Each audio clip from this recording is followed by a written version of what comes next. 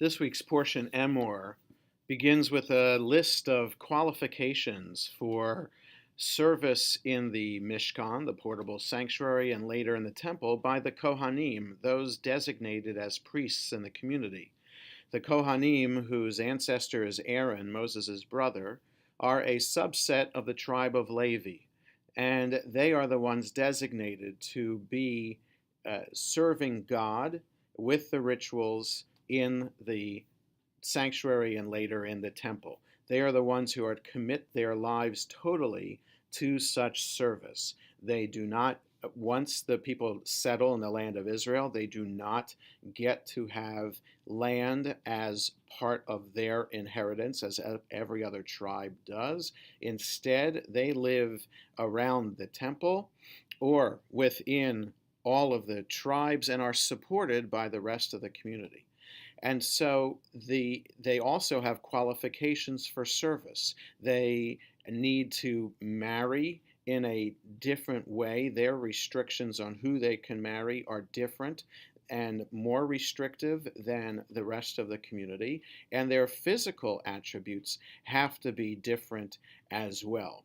And so we ask today, in our day and age, in 2017, what do these qualifications have to do with us as we ourselves participate in Jewish ritual and attend services?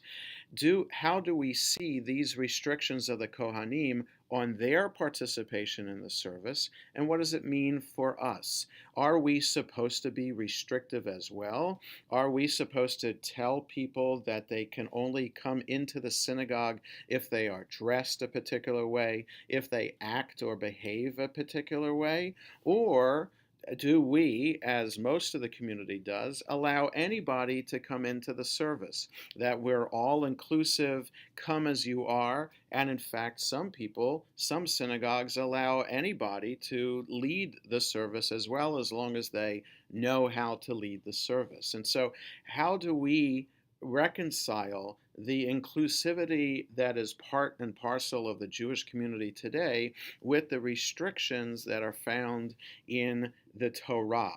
Because the idea is that the restrictions are supposed to impart a sense of holiness, how separate and sacred the Kohanim are as opposed to the rest of the community. What kind of holiness are we pursuing?